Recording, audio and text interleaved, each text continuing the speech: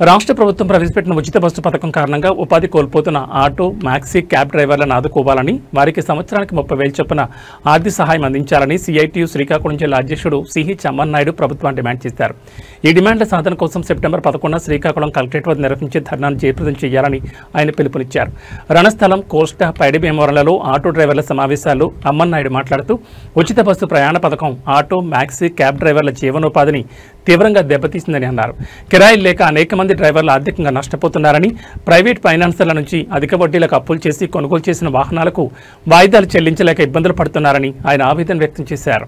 అమర్నాయుడు CITU జిల్లా అధ్యక్షుడిని.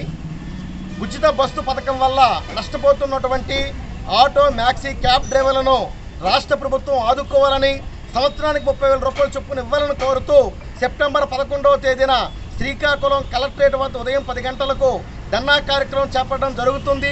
ఈ ధర్నాలో 50 మంది ఆటో, మ్యాక్సీ, క్యాబ్ డ్రైవర్లు పాల్గొని జయప్రదం చేయాలని కోరుతూ ఉన్నాం.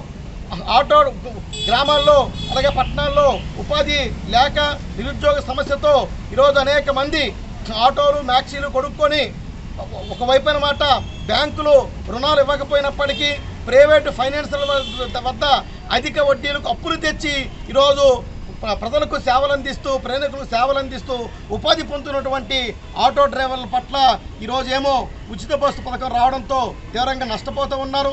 ఇప్పటికే పెరిగినటువంటి ఆటో విడిభాగాల ధరలు కావచ్చు, అలాగే ఇతరత్ర మొత్తం ఆర్టీఏ చలానాలు, థర్డ్ పార్టీ ఇన్సూరెన్స్, రకరకాల జిఎస్టీ ఈ భారాలు చాలవన్నట్లు ఈరోజేమో ఫైనాన్స్ కట్టలేక, కుటుంబాన్ని పోషించుకోలేక, కిరాయి గిట్టుబాటు కాక తీవ్ర ఇబ్బందులు పడతా ఉంటే ములిగే నక్కపై తాటికే పడ్డట్లుగా ఉచిత బస్సు పథకంతో ఈరోజు ఆటో, మ్యాక్సీ, క్యాబ్ డ్రైవర్లు బ్రతకలేక, చావలేక, దినదిన గండంగా కుటుంబాన్ని పోషించుకోలేక తీవ్ర ఇబ్బందులు పడిన పరిస్థితి ఈరోజు ఉంది.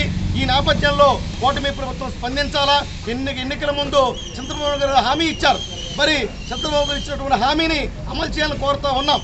మరి డ్రైవర్ల ఖాతాలో 15,000 రూపాయలు వేస్తామని చెప్పి, సంక్షేమ చట్టం చేస్తామని చెప్పి ఎన్నికల ముందు ఏదైతే చంద్రబాబు నాయుడు గారు హామీ ఇచ్చారో హామీని వెంటనే అమలు చేయాలని కోరుతూ ఉన్నాం.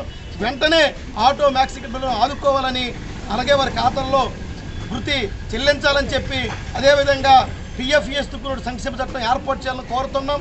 ఈ డిమాండ్లతో కలెక్టరేట్ వద్ద చేపట్టే సెప్టెంబర్ 11 ధర్నాలో 50 మంది డ్రైవర్లు పాల్గొని విజయవంతం చేయాలని కోరుతున్నాం.